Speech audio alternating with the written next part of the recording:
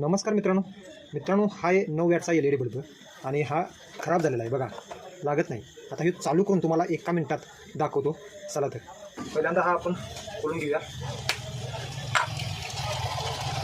हे एक LED check करून घ्यायचं पहिल्यांदा।